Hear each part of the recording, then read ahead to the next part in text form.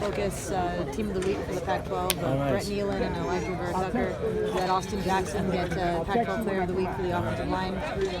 What was your assessment of that performance? Did they live up to that? I thought it was, absolutely. Those guys played great up front, and the whole offense did, the whole team did. I mean, they executed at a high level. They did a good job communicating. They understand the fronts that people were presenting to us, and I thought it was a nice game for us up front.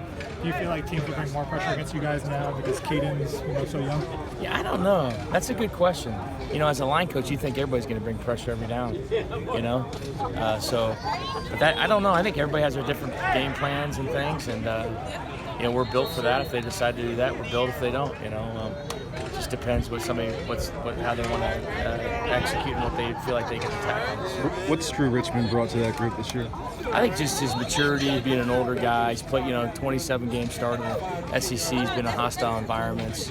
I think he does a good job communicating with the other guys when we're going through drills and in the room. He asks a lot of good questions. Sometimes younger guys are afraid to ask questions because they don't want to look like they're wrong. Which is, they shouldn't feel that way, but and he makes me better. Makes me better.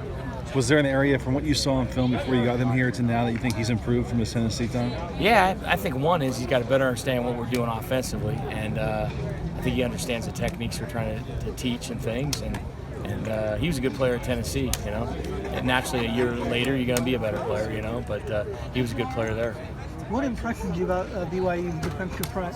I think they're big and strong. They're physical guys. They're well coached, and they have a scheme that they know very well. It's been in place. I believe this is their 4th year, correct? Yeah. So I think they've kind of been running that system. They're doing a really, really good job.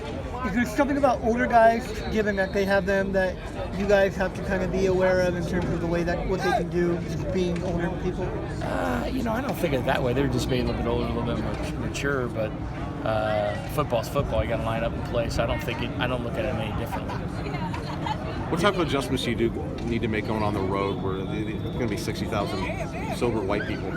As a player. Yeah, I think just the first time on the road with this group, we just got to stay in the zone. We got to do a good job preparing. We got to stay in our mental studio in terms of just, the mental reps, the imagery that we do in the room and things like that, and just know that we're in control and that,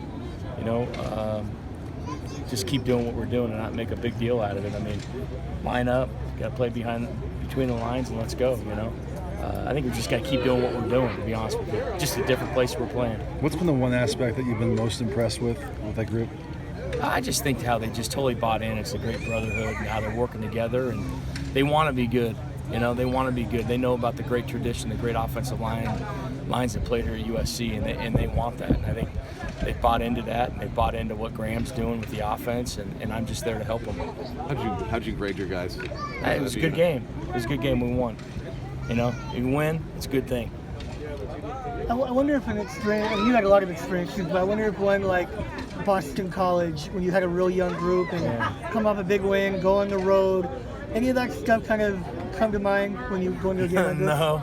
Yeah. No. You're pretty good at this, man. You try to write that story again, yeah. aren't you? No, I don't think. History. I don't think that. I don't think that with this group at all. I think that we know what we need to do. We know how we need to prepare to be successful. So I don't think that at all. Good things are going to happen on Saturday. Do you talk more about communication than going on the road? You got anything that you have to think about more? No, because we do it in practice. We do it every day in practice, and we demand it in the room. We demand it on the field. So it should be second nature. It should be ingrained. Sometimes people have to be reminded in practice to talk and things, but you're seeing some different new looks and things that you're still trying to figure out how they're trying to attack you. So there might be a little bit slowness in making a call, but by Saturday it should be full go. Would you say, has that been great for you guys, communication? I think it's been really good. I think our centers do a great job. Brett Nealon's been good. I always say he's the second most important guy on the offense besides the quarterback in terms of just communication, get everybody in the right direction. So he's done a fabulous job. Clay's made a lot about those guys coming in together in the same class. Do you think has any bearing on where they're at now? Yeah, I think so. I wasn't here when they were recruited, but I think so. You can see that it's a tight-knit brotherhood within the group and things. So I think they like each other. They like playing for each other. They like this team. They like USC. They like the great tradition. So I think they're excited about it. Yeah, I think they like each other. which is cool. What's been your evaluation at right guard and the kind of rotation there you have going? I think it's been good. I think it's good. I think Jalen's done a good job in there. I think Andrew does a good job. I think it's nice to have two, good players in there to be able to play, and they're feeding off one another, which is great. You've seen Drake Jackson from an opposing point of view since the spring. Yeah. What's been your impression of him? I think he's got really good initial quickness. His first couple steps is very good, and a young guy like that, the way he uses his hands and how quick his hands are pretty impressive. In terms of those two options at right guard, do they do different things better, or is their skill sets different in the sense that you can use them in different ways? No, my whole thing is get the guy blocked. If they get the guy blocked, it's good. Naturally, some guys' technique might be different in the way they put their hat on somebody, and the way their body moves, the chemistry of the body, but just get the guy blocked, and I'm happy with it.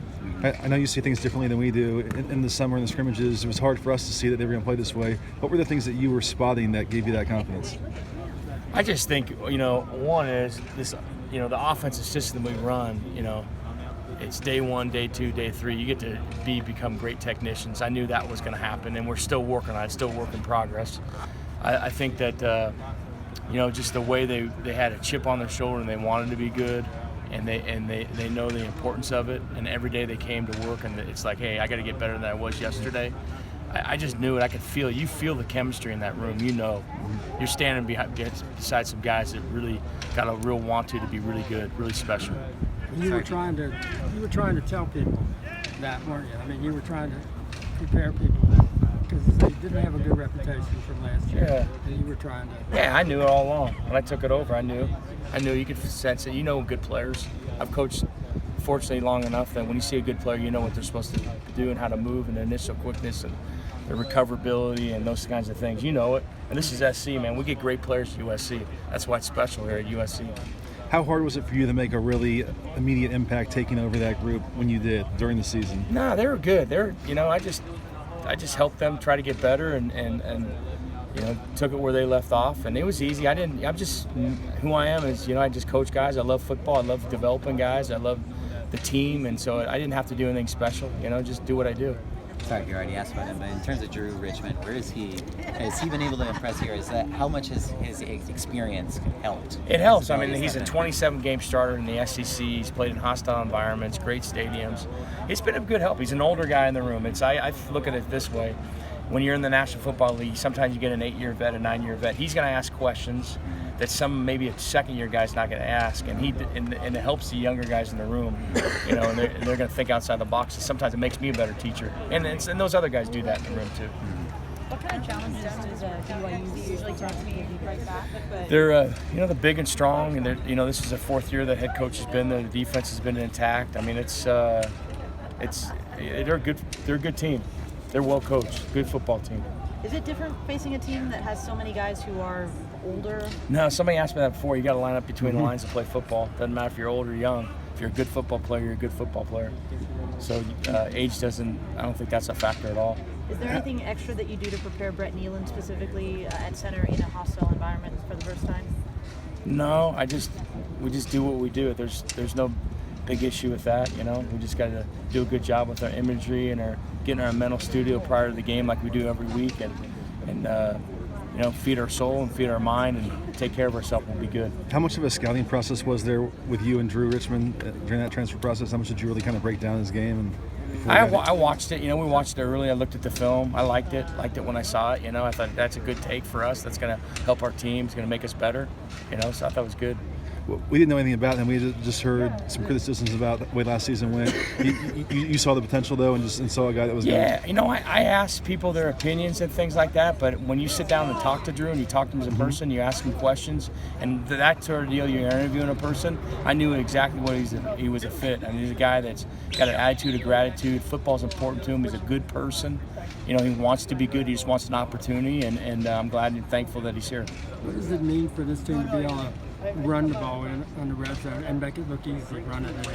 Well, I think anytime you execute a play at a high level and you move the chains, it's all good. Running or passing doesn't matter.